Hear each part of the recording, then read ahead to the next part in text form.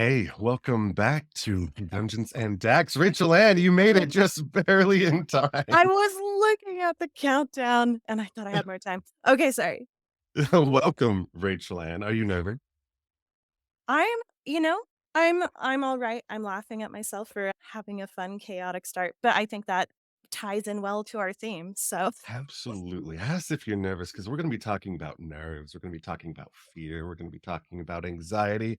But we're going to be talking about friends and yes. overcoming these things and doing awesome things. So, for those of you who don't know Rachel Ann Robertson, aka the Ever Adventurous, she is awesome. I'll tell my first interaction with you. It's a lovely story. You were advertising on Facebook that you were doing cosplay headshots and stuff at Evermore Park, which is a fantastic backdrop for any sort of pictures. And I was like, you know what? I need a new LinkedIn photo. And so I was like the one person who reached out. I was like, hey, I need a professional headshot, but I want it to be, suddenly nerdy in the background. And so that's how we became friends. Is I'm like, hey, can you do this for me? And we awkwardly went to Evermore Park. We didn't really know each other, but by the end we were laughing and we became friends. How long ago was that? Oh, was it 3 years? Is that too long ago? It Was it was just before 4? times. I think it was 2019. Yeah. Oh, it's 2019? Maybe? I think Whoa. Okay. no, no, no, no, no, no. It wasn't Yeah. 2019 because I didn't even start the business until Gonna say. oh, man. Alright. Well, so that's how I got to know you. For everyone else listening, tell us about yourself, Rachel Ann. So I guess, I don't know, small bio to nerdiness. I grew up with 2 older brothers and a nerdy dad, and my older brothers introduced me to D&D when I was 11 or 12, and that's when I first started playing.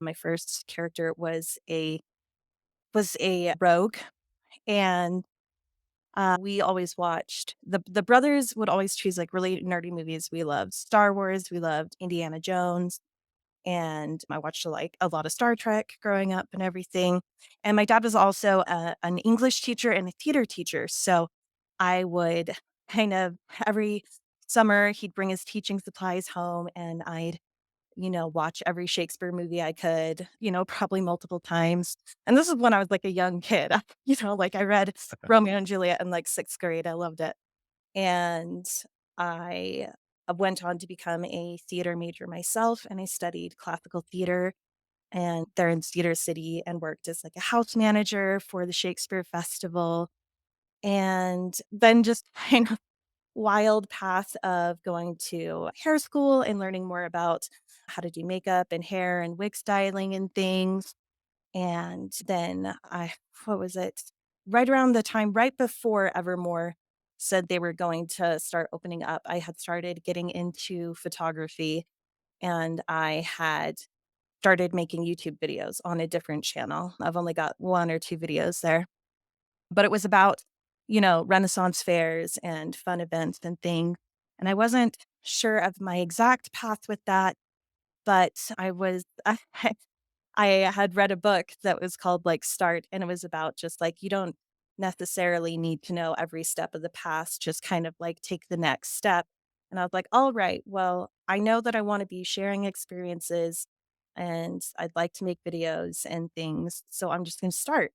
And that was great because by the time Evermore opened, I already had a little bit of photography under my belt, and, like, they had a video contest where you could be the champion of Evermore if you submitted this video and stuff, and I only knew how to edit video because I'd just started, maybe a few months before that, and so I was like, "It's great how things come together when you don't necessarily," it's seems like such a huge goal, you're just like, "Oh, where am I going?" But you're like, "I don't know, but I know this is the next step," you know?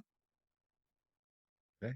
And then so where are you now? What do you do? What is your main place Uh in nerd fandom? Yes. So I would say that I am a content creator who shares immersive experiences and costumed events and cosplay and just do creative, nerdy stuff with other people and dress up as often as I can. Dress up as often as you can. Yeah, that's awesome. So let's this show's all about the creative process and the collaborative process. And you mentioned a book that you read called Start. Mhm. It just encouraged you to get out of there and to start new things. What sort of I know you're a big fan of goals. We've talked about setting goals before. So, what were some of your goals when you were getting more active in finding fans, finding fellow collaborators? What goals Sure. did you set? Well, as far as ever adventurous, it started as Evermore Adventurous, and it was primarily about Evermore Park. It still is a very high percentage of what I cover on there. And my initial goal with it was just that even though I lived 2 hours away from Evermore, I wanted to be able to connect with people. I wanted to be involved with what was happening. And so I was like, what is a way that I can contribute and what is a way that I can connect with people? And that's kind of why I started taking photos and posting photos and it was so great because I get messages from like people in Germany that were like, "Oh my gosh, I love seeing everything over there because I don't know if I'll ever make it. I love seeing it." And I get, the actors would thank me for taking pictures and different things.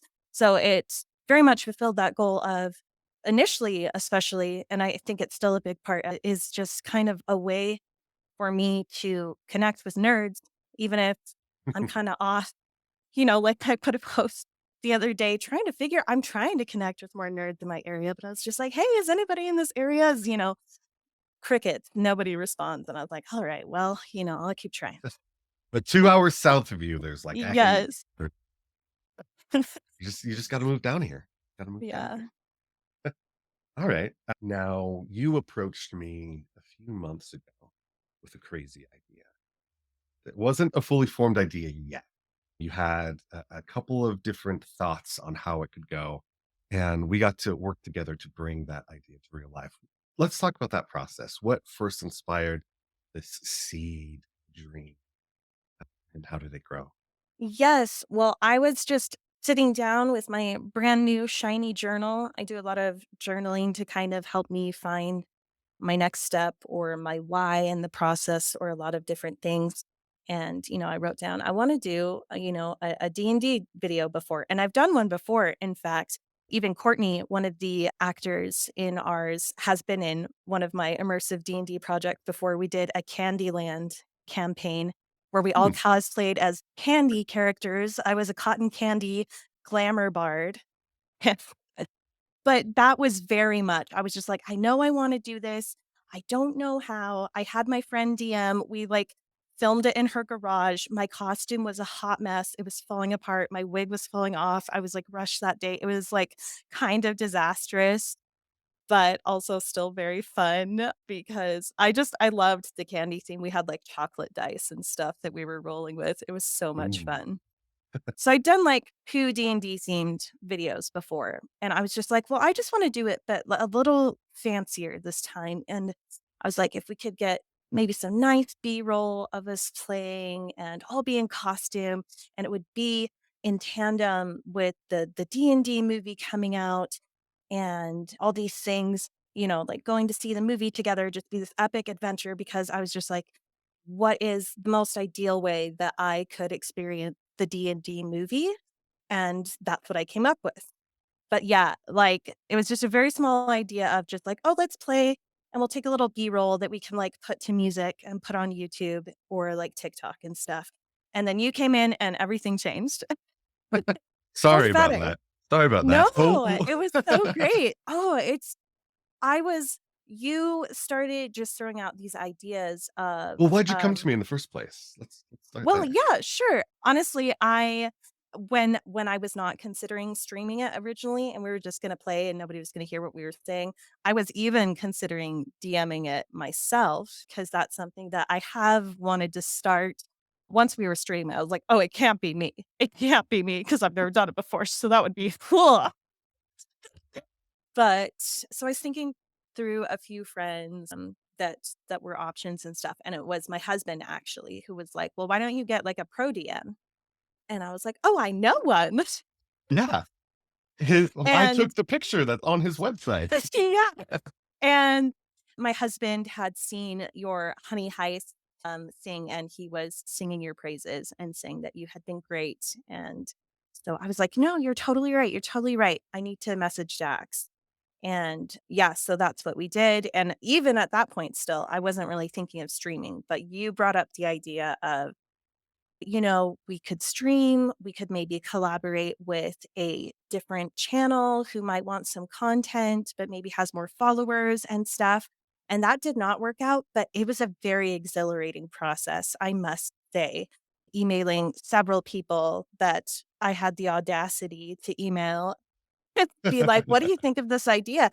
And that was a very fun process of facing fears for me because I was just like, "Oh my gosh, I can't believe I'm contacting people about this." And, I just got non-responses from them, but I was like, "That was kinda fun though." But yeah, I do sometimes I get a little bit of like a roller coaster exhilaration from, you know, doing things like that. But yeah, you just kind of had these great ideas about live streaming it and how it could be so much bigger of a project, and you very much boosted my confidence as far as sponsors and things. And as we had that first meeting, I just got this, thought that I was like, wow, could we do this? I really want to find out if we could do this. And I was telling you, I was like, I don't know. Initially, even I was like, I will, because you were kind of willing to work with me a little bit. And I was like, I will try to see how much we can pay and all that sort of thing. But I really wanted to pay you full. So that was like my first priority. And then everything else was just an add-on, and I was like, "We'll see if we can have fancy filmographers because I don't know. I don't know who will respond to it." And we were able to bring in the Hive, and they were great because they have so many different cameras to work with and everything. So it was just kind of piece by piece, like, telling people, I'm like, "We might have this for now, just count on this," you know? And so, like, there was a very big range of what it might become depending on how pieces fell into place. And I was very, very, very happy with how it came out. There was a couple little details that we weren't quite able to get the budget for, like I wanted to bring in a photographer for the private screening so it could have more of like a Mhm. fake red carpet feel, and things like that. But as far as the stream itself, I was very, very pleased. Mhm. I remember that those initial meetings, and I like to think big. I like to Mhm. think big first. I want to come up with a vision, get excited about it, and then start breaking it down into smaller steps. Yes, I loved that about our first meeting because I feel like the first half of it was us just kind of like doing the Pixar yes room that we were just like, if we could do anything, what would it be like? And we were just throwing out ideas and it didn't matter how far fetched they were. And then the second half of the meeting, we're like, okay, which of these do we want to take and make action steps and go towards, And that was so great. And we did. You did. I gotta say, because I knew you were such like a huge part of the nerd community around here. Everyone knows Rachel Ann. You've taken so many people's pictures and you've made so many people smile. And so I knew you had this power to attract, to gather people together. And so I think I called you the Nick Fury of this project because we were assembling all the Avengers from your years of working in this space, and it was fascinating to see, yeah, your updates because we would check in every week. Hey, these people are Oh, involved. Hey, yeah. these people are on board. And I just, That well, what was about fun. this? And then I I was would like, oh man, she's doing more work than I am. I got to make sure that I'm worth it too. So I had to put extra work in. But you did so well getting people together and getting people to share that vision. So thanks for that. That was awesome. yeah, I had so much fun, and it was really great because, like, some of the sponsors were really, really excited to be involved and just had the kindest responses that, I was just like, "Oh, geez, you didn't have to be so cute about it, but thank you." We ended up hosting this at Evermore Park in one of their buildings that was perfect for the one shot that we did with all of the creepy alchemical Yes, supplies on the walls and the I star was maps in gonna the ceiling. I was gonna put us in the tavern, or I initially, in the very beginning, imagined this in Bander's Keep, which is sort of like, I don't know, the halls of Rohan kind of feel. Mhm. But then you started talking about like, "Oh, it's got like this star theme and astronomy and jars." And I was like, "Wait, wait, wait, wait. They have a whole set for that. What am I doing?" It was perfect. Yeah, so I got to visualize the story. I was adapting something from Keys to the Golden Vault, and I knew you'd done a lot of, like, Victorian cosplay stuff, and a lot of your Mhm. friends were into that, so I'm like, "Okay, let's make it Victorian, let's make it spooky, let's make it a heist," because the D&D movie coming out is all about heists, and so we mix those things together. I gave you a vision of what it would look like aesthetically, Yeah. and I'm not an artist, I'm not a designer, I like words. And you were able to take that and you were able to see it and find those places. You did a great job location scouting for us. Oh, that was so fun, and just the balancing act of we were kind of trying to keep things secret from me because I was a player and we wanted Mhm. genuine reaction, but I also kind of had to know some things because I was helping source a lot of props and different things for it. That was I mean, ideally, I would have more of a team and I'd be like, "Okay, I'm just gonna focus on making my character and practicing my makeup and stuff, and you do all of this."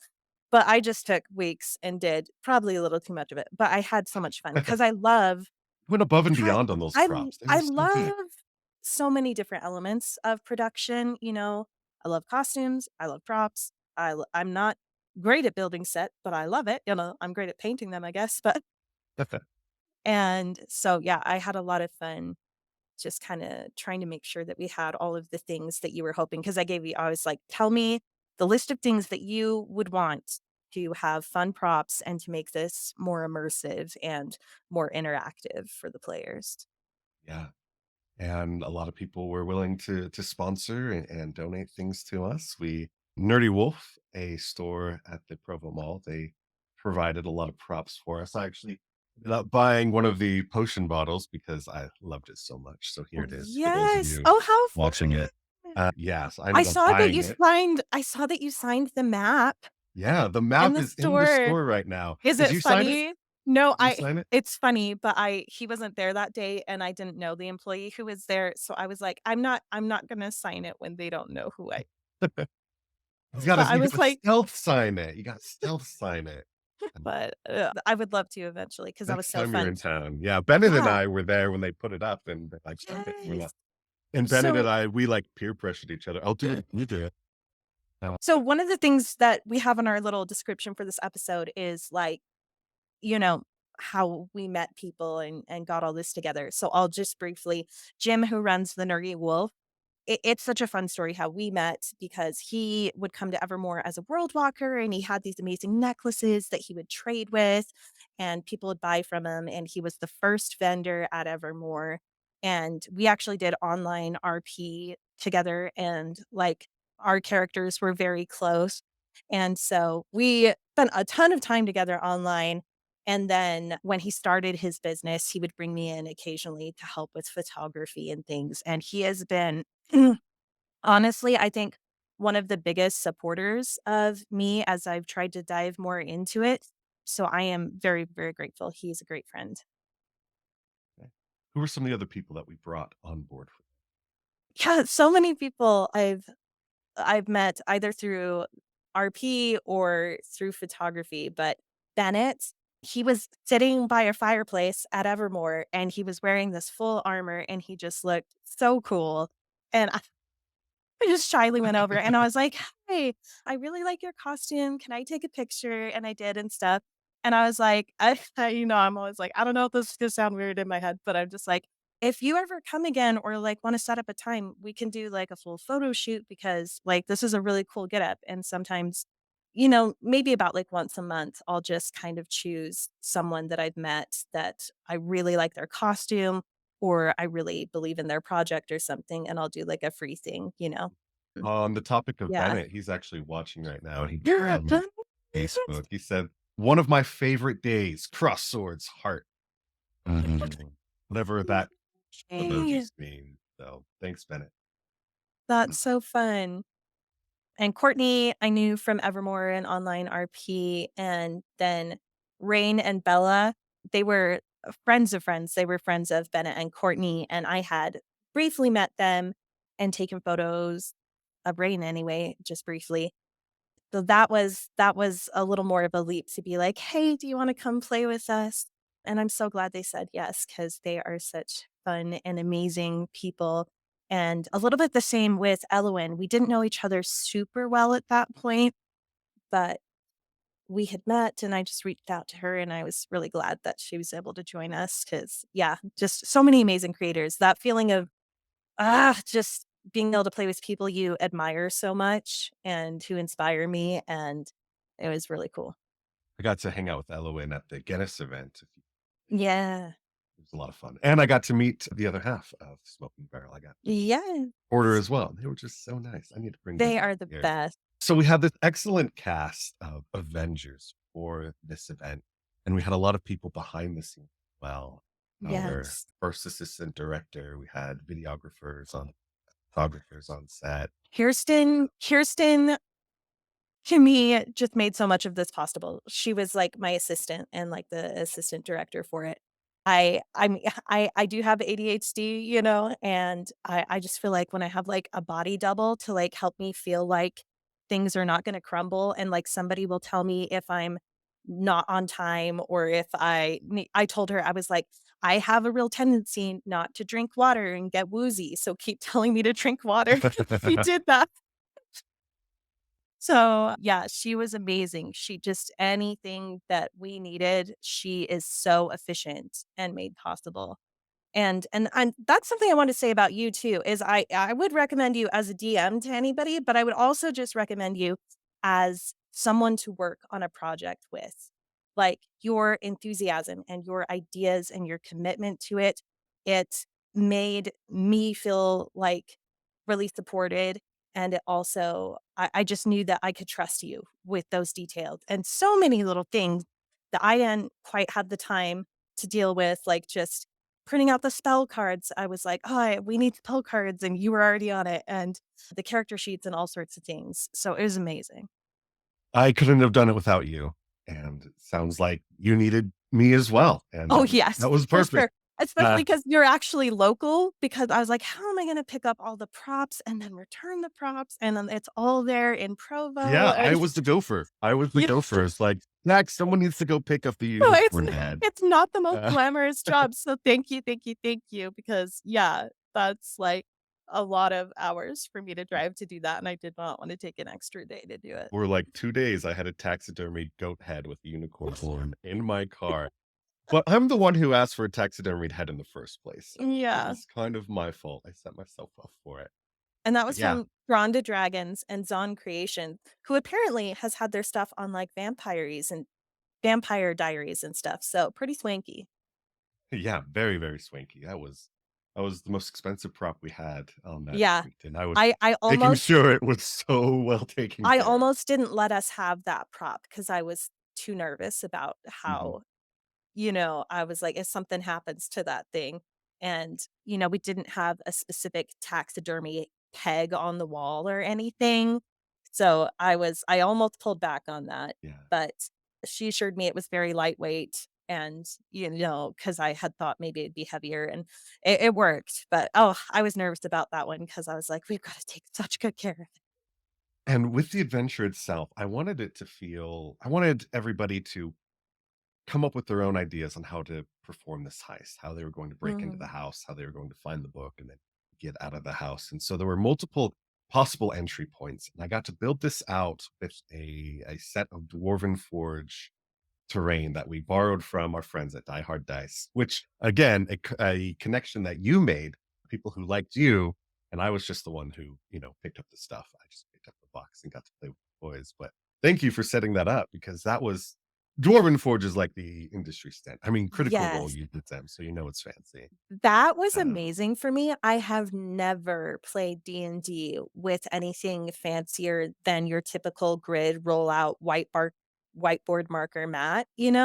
Usually our minis are like, Monopoly pieces and stuff. That's how I usually play. So this was epic to me. It was so amazing, and that was something I really wanted.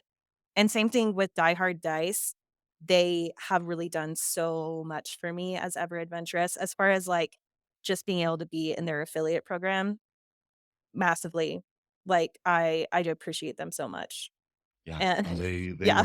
were super nice and super cool. when I was returning Die Hard Dice stuff, we started talking about other projects, and then I got them involved with the Guinness World Record Oh, event yeah. because of that connection that you helped us make. And Oh, then I'm so happy they because they I'm sent me always home with some free stuff too. So I'm yeah, very, very happy. I'm always happy to hear about anything that helps them out too. And yeah, they gave us a bunch of dice to give away. So cool. I won't get off on that tangent because I could sing their praises for a while.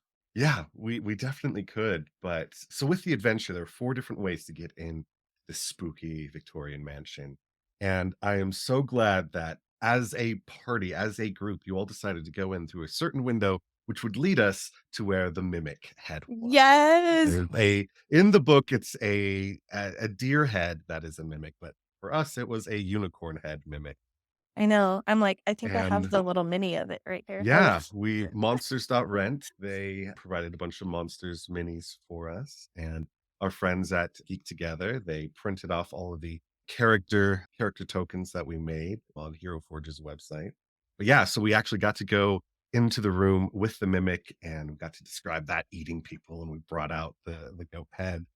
And yes. we had a bunch of other props because I made a lot of strange requests for you props. And one of those things was specimen jars, eyeballs, severed hands, and some slugs. And you and I, we went back and forth on how we were going to make these tadpole slug things work out.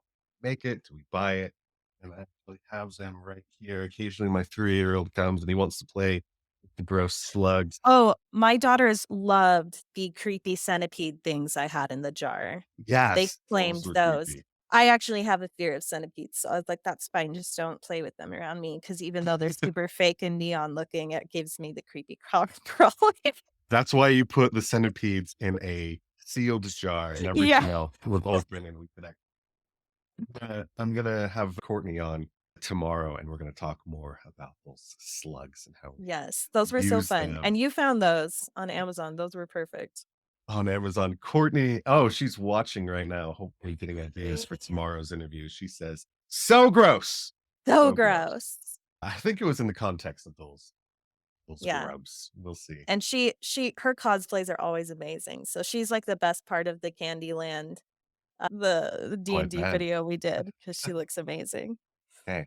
So the way we're talking about it right now, everything went so well. We had so many great people involved. I mean, we almost are making it look easy.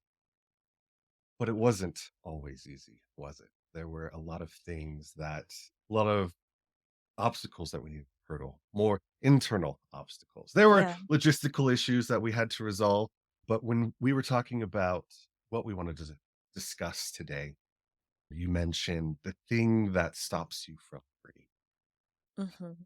internal voice, this fear, this anxiety.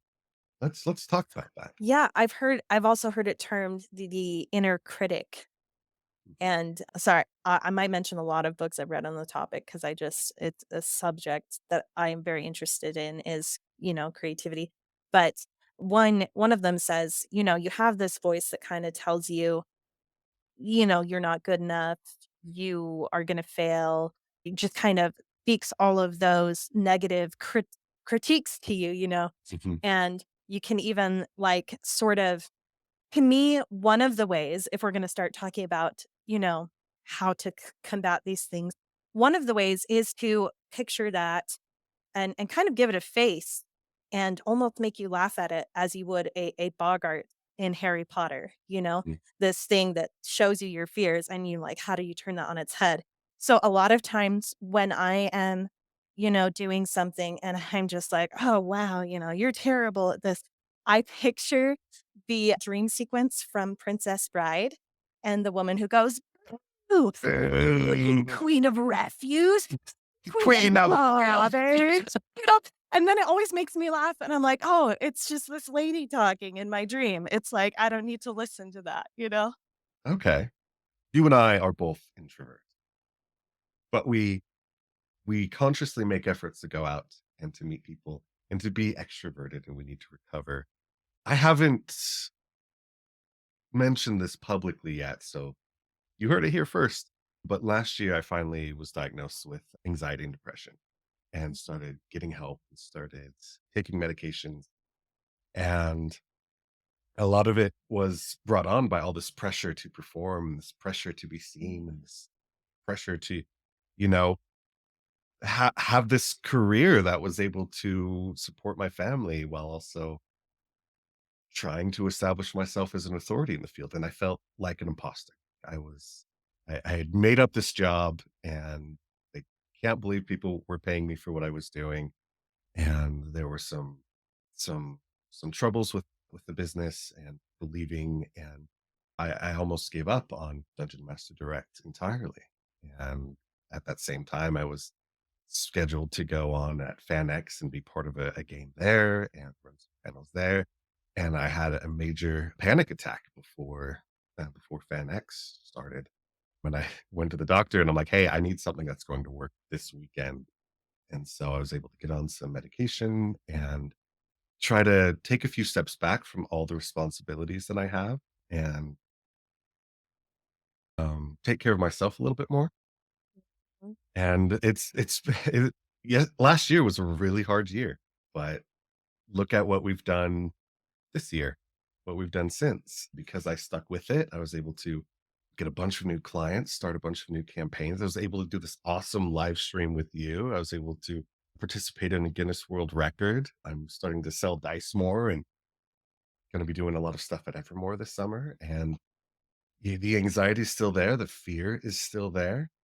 But I can think back to Rachel Ann, how awesome you were and how we were able to support one another, and hearing your journey about how you were nervous to take those first steps. That's inspiring to me. It makes me want to be more open about my struggles. I'll help other Yeah, people. we always see the bright, shiny end product from people, and it's easy to compare yourself. Sometimes, I'm scrolling through Instagram or whatever, and it's easy to be like, like, "Oh, I wish I could be at that place." But the funny thing is I'm not even comparing myself against one person.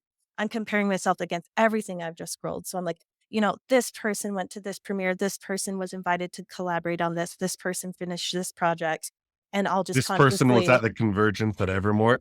yeah, yeah, yeah, yeah. I know, I'm like, I wasn't. I I am so blessed in the things that I've been able to do for sure, but sometimes I'll just consciously realize I'm just like, "Oh, you're, like, comparing yourself not even against one person's experience. You're comparing yourself against all of the possible experiences in the world, which is the most massively unfair thing you could ever do to yourself. Stop it." You know? Now, Um, fear has a place. Fear yes. has a place. Our ancestors needed to be afraid to not die, right? Mhm. In a world where more things were out to kill them. And so we have evolved to have these fear responses so that we can make quick judgments and get out of danger as quickly as possible.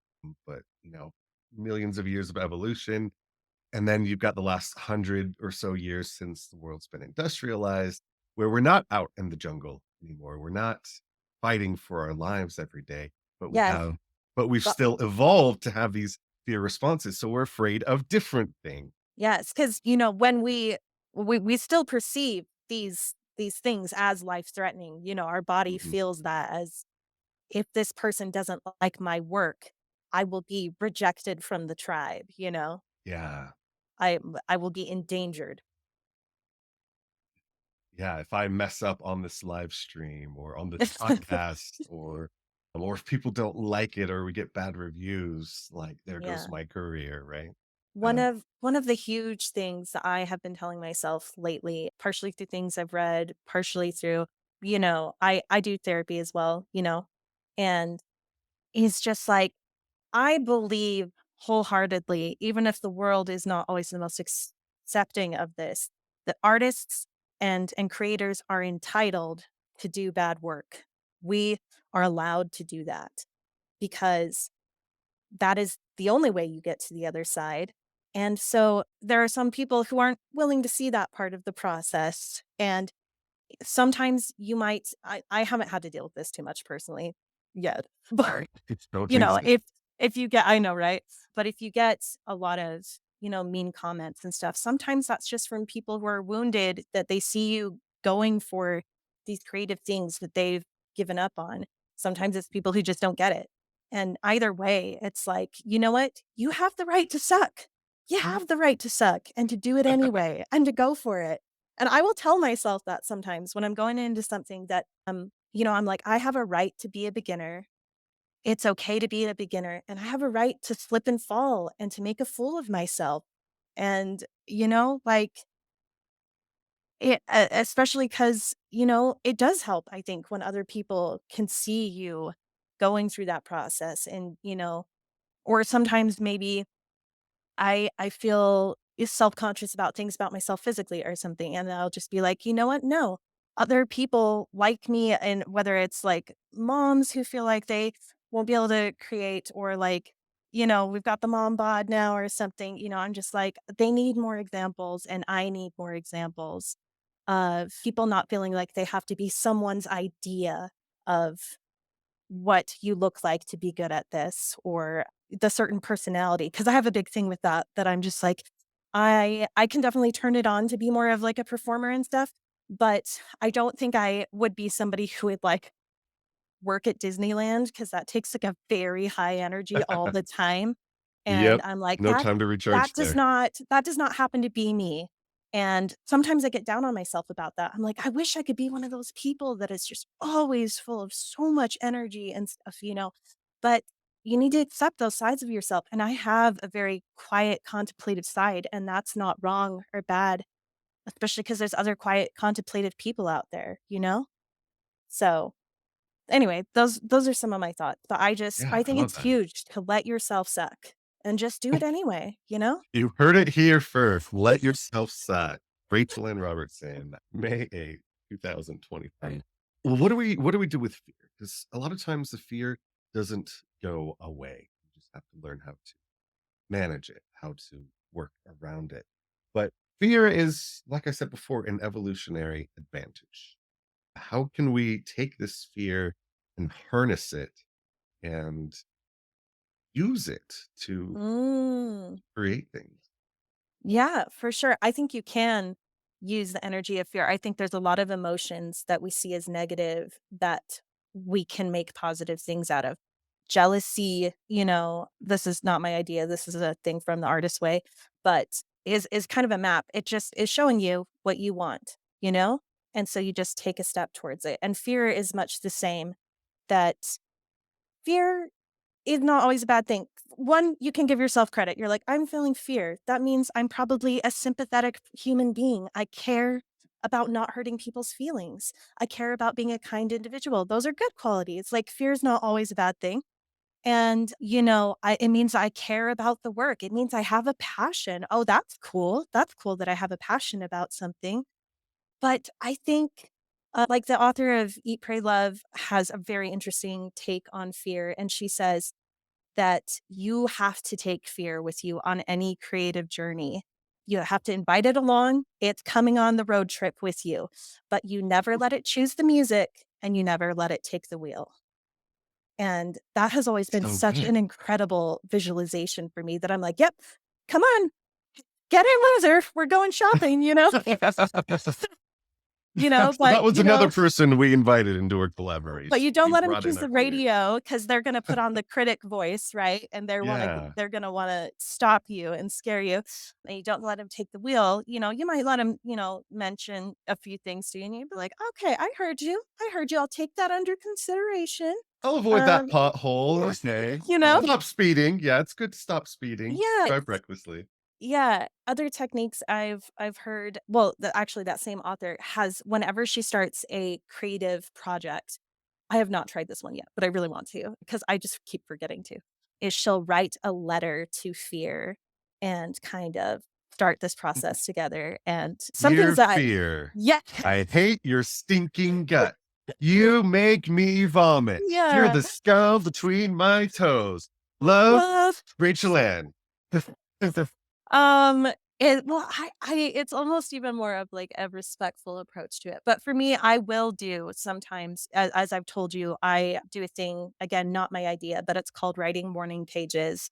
And I'm not perfect at it, but as often as I can, I try to start my day by just writing out stream of thought, stream of consciousness, 3 pages.